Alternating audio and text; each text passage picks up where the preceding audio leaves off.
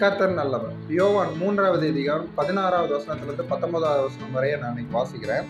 தேவன் தம்முடைய ஒரே பேரான குமாரனை விசுவாசிக்கிறவன் எவனோ அவன் கெட்டு போகாமல் நித்திய ஜீவனை அடையும்படிக்கு அவரை தந்தருளி இவ்வளவாய் உலகத்தில் அன்பு கூர்ந்தார்.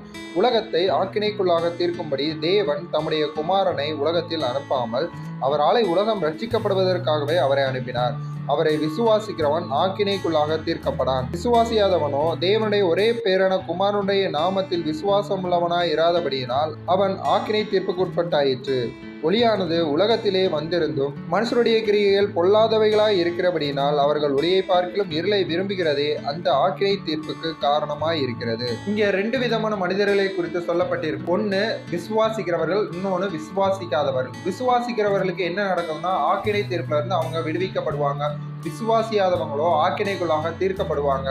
முதல் வசனம் சொல்லி இருக்கிறது, தம்முடைய ஒரே பேரான குமாரனை விசுவாசிக்கிறவன் எவனோ அவன் ஆக்கினைக்குள்ளாக தீர்க்கப்பட மாட்டான். ஏன் அப்படின்னா அந்த ஒரே பேரான குமாரன் தான் கிறிஸ்து.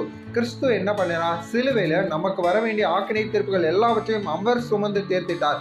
இதை விசுவாசிக்கிறவங்களுக்கு இந்த உலகத்துல ஆக்கினை தீர்ப்பு இல்லை. அப்ப ஆக்கினை தீர்ப்புனா என்ன அப்படிங்கிறது கீழே சொல்லப்பட்டிருக்கிறது 19வது வசனத்துல. இவங்க ஒளிய விரும்பாம, அதாவது கிறிஸ்து மெய்யான ஒளியா இருக்கிறார், இவரை விசுவாசிக்காதவர்கள் இன்னும் உலகத்துல இருக்கிற இருளை தான் நம்பிக்கொண்டு இருக்கிறாங்க, இருளை தான் சார்ந்து கொண்டு இருக்கிறாங்க. இந்த இருளான உலகத்துல அவங்களுக்கு நன்மை உண்டா இருக்குமான்னு கேட்டோம்னா கண்டிப்பா கிடையாது. அதனாலதான் அவங்க ஆக்கினைக்குள்ளாக இருக்கிறாங்க அப்படிங்கறதான் வேதம் நமக்கு எடுத்து காட்டுகிறது.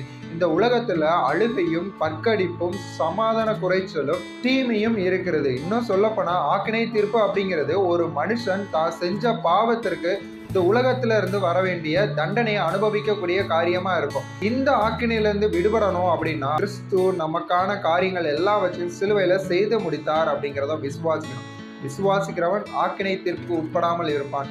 கிறிஸ்துவை விசுவாசியாதவனோ ஆக்கினை தீர்ப்புக்கு உட்படுகிறவனாய் இருக்கிறான். இன்னைக்கு நீங்க ஒரு முடிவெடுங்க. கிறிஸ்துவை நீங்க விசுவாசிக்கிறீங்களா, இல்ல இந்த உலகத்துல இருக்கிற இருளை சார்ந்து நீங்க வாழ போறீங்களா அப்படின்னு.